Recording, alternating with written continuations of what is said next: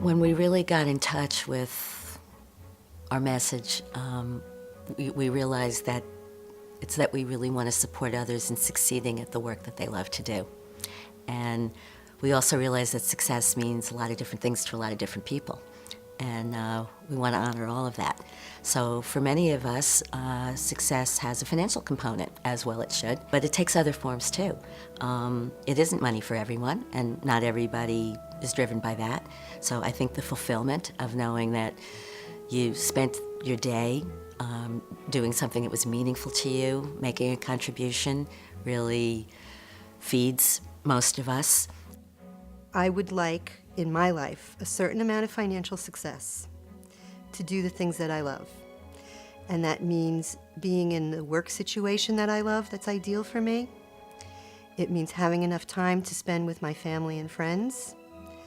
It means having a good balance between rest and work and play. And that, when I have those things in place, that's success to me. There's also often a disconnect between the work that they're doing and financial success in terms of, well, I'm serving and I should be getting the gratification. That should be all I need. And it's really become almost a negative aspect to feel like you want to have some financial rewards for it. For a long time, we've had this image in our culture about the starving artist.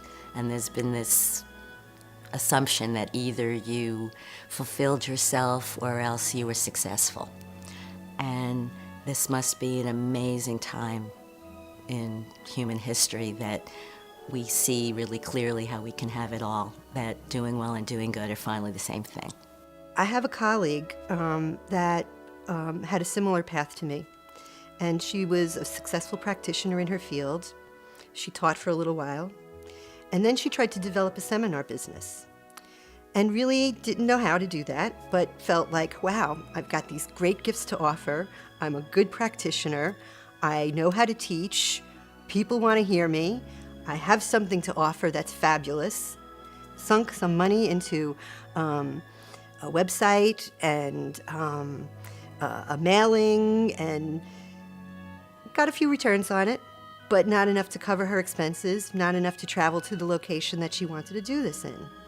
And when she was then stepped back and she actually spoke to someone who had some background in marketing, they were like, well, congratulations, you got 12 people in the way that you handled it. That's a lot. If she had had some of his knowledge ahead of time in terms of how to market this in a successful way, the results would have been different.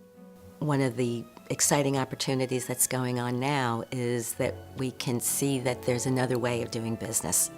There's a collaborative way of doing business that is heart-based, that does resonate with us, that does call us forth, to be the best we can be. It's a whole new world. We're creating this new framework in which we can succeed together, that we can put out massive value in the world. Like most women who run their own businesses, we do everything.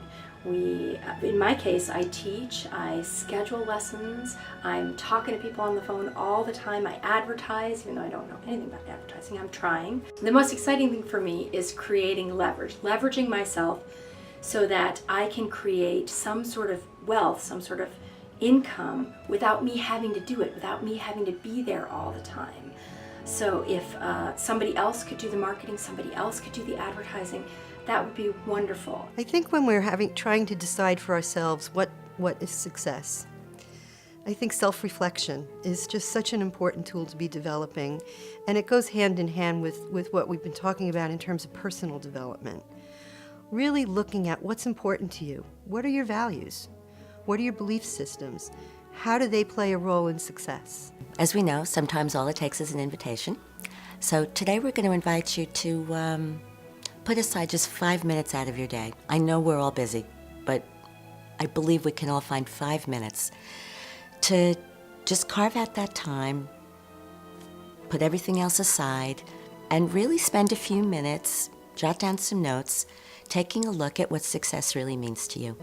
If it's financial, take a look and see how close you are to your goals right now.